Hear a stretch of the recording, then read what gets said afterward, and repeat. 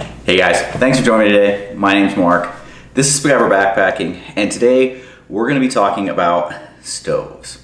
Primarily these 4 stoves right here, which happen to be probably 4 of the most popular canister stoves on the market today. Probably these are the ones that are in your packs or the ones that you want in your packs. So that's what we're going to talk about today. We're going to do a little bit of a comparison, talk through these, and I'll tell you which one's in my pack right now, which one normally is my go-to, and which ones I stay away from and why. So let's get into it. Let's go. All right, so let's talk about which stoves are here. So this is the BRS 3000T. This is the one that a lot of thru hikers have used, a lot of really ultralighters have used, if they're not doing something like alcohol stoves. But this one is very cheap, very lightweight, and it does work. Then you've got the 2 Soto stoves. So Soto is a company out of Japan, known for attention to detail. And you've got the Amicus, and you've got the Windmaster. Then you have a stove from MSR, and this is the 3rd version of this stove. This is the Pocket Rocket Deluxe. There was a Pocket Rocket 2, and this is the Pocket Rocket Deluxe.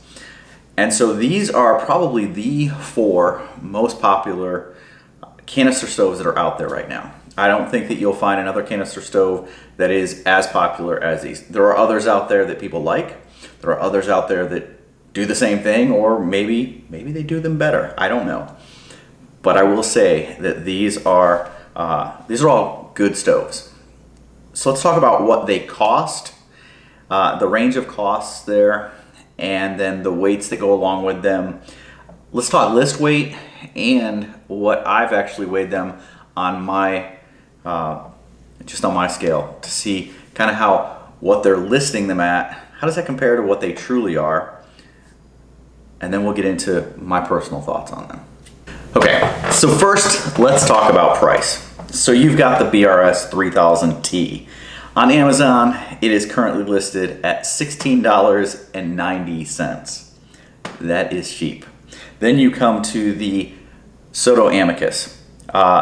This one is actually available in 2 different versions. It's available the way that it sits right now with the igniter on it, and it's available without an igniter. With the igniter, it's $49.95, and I saw it for $44.95 if you didn't want the igniter. This is the Windmaster, and it does not come with the pot stand that I have on here. It comes with a 4-flex pot stand, which has 4 legs, and they come out a little bit, or 4 pot stands, and they come out a little bit further. It's a little bit heavier. This is the trifold, and so this costs $69.95 with the regular one, and then it's $15 if you want to go to this flex the tri-flex pot stand that I've got here. So $69, so $70 for the entry one. Sometimes you can get it on sale with both of the pot stands for the same price, or if you have to get it and then get this afterwards, it's going to be $15 extra for that. And then for the MSR Pocket Rocket Deluxe, you're looking at $84.95 for this one. So what about the weights? What do they weigh? Well, the list weight on this guy, this 3000T, this big chunky monkey, yeah. This thing, it's listed at, let's see, what does it say? 26 grams. 26 grams, that's under 1 ounce. That is 0.9. It's like 0.92 of an ounce. So that's light, really light. When I put it on my scale, it actually weighed 25.6, which is 0.90 of an ounce. So it actually weighs less than what they advertise, which is a rare thing and a cool thing to see. But when it comes to, when you have something that light, you do sacrifice on some durability or some options. It doesn't have an igniter. It's got a decent control when it comes to the valve, but it doesn't have the fine tuning of especially these two. The Pocket Rocket Deluxe and the Windmaster have micro valves in there, and so you can really control it, and it regulates the pressure no matter how much you still have left in your canister. These two will regulate the pressure and keep the burn pattern the same the whole time. Whereas these two, not quite as much. But there have been people that have said that if you have a heavy pot on here, if you're boiling a lot of water, number one, this is such a small burner. I don't know why you'd have a big pot, a heavy pot. But some people have had these heat up to the point where they've melted a little bit and bent. I've used this one quite a bit. There's discoloration from all the different times I've used it. Never had a problem with it. I will say that it has operated flawlessly. And for $17, you can go through a whole lot of those before you get to the price of any of these. All right, next one is the Soto Amicus. And this one, Soto Amicus list weight is 2.9 ounces. I threw it on my scale and it came in at 79 grams, which is actually 2.78 ounces. So actually under what they claim. Thing works great. The way that this one folds up, it actually has four arms. They're attached, they come up, and they have a little hook there. So there's an opening and a hook, and it works really well. Then we come to the Windmaster. Now, like I said, the Windmaster normally comes, it's sold with the 4Flex, which is a much bigger pot stand. It's got a bigger diameter to it. It's 4, and it's got some folding legs. And so it's listed on their site at 3.1 ounces. However, using this pot stand, which is, a little small piece that can fold up like this, but that's one of the distinctions about this one, is that the pot stand actually comes off, and so you could potentially lose it. This one weighs in at 2.37 ounces, 67.2 grams is what I've got on this one. So a pretty light option, lighter than its little brother, the Amicus here.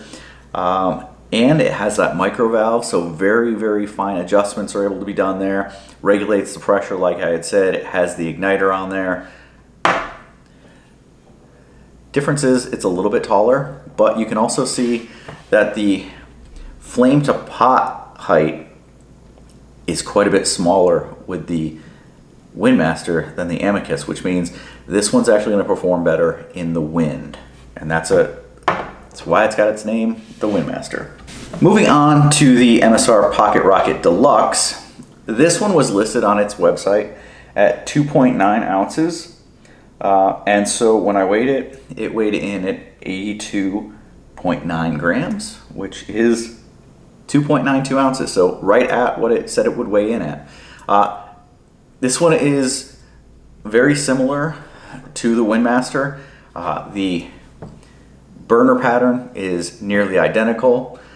Main difference is going to be the fact that this one has folding pot supports. So whereas I mentioned that the pot support on the Windmaster is removable, therefore losable, this one's going to be there the whole time. It has an igniter, a little bit different style igniter on this one, but it still has that micro valve on there, and so it adjusts really well. So those are the costs and the weights of these 4 stoves. So let's talk about performance and function. I have used each one of these stoves quite a bit. I initially had the first MSR Pocket Rocket that was sent to me was defective. I bought it. Okay? I had to send it back and pay for shipping for a new one. But the first one was defective. This one has worked flawlessly. No issues whatsoever with it. So I can say that it does function really well. Very similar, like I said before, to the Windmaster. The Windmaster of this group happens to be my absolute favorite. Only issue I have with it, like I said, you do have the removable pot stand, which some people are concerned that they're going to lose it. I use the Toaks 550, and with this removed, with the valve folded up, it barely squeezes into a 550. If you have anything smaller than a 550, and even some of the 550s I've seen where this does not fit in there very well. So depending on what you're cooking in, this may not fit all that well for you. And so what I've chosen to go with a lot lately is really the stove that I recommend to most people. When I'm asked what is a good canister stove to go with, the Soto Amicus is kind of the go-to and what I recommend to everybody. It's got the integrated pot stands, it's lightweight, it works really well, it is extremely reliable, and for most of the lightweight people that are out there going with it, this size burner actually works really well. And with the 550 pot, this works really well, and so that's what I've been using lately.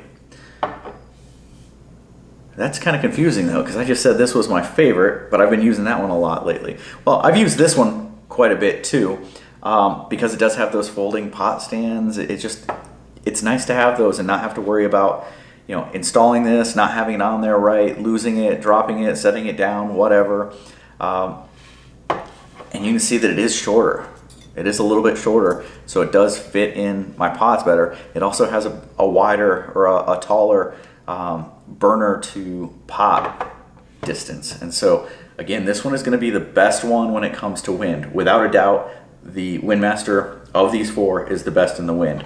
The worst in the wind is this guy.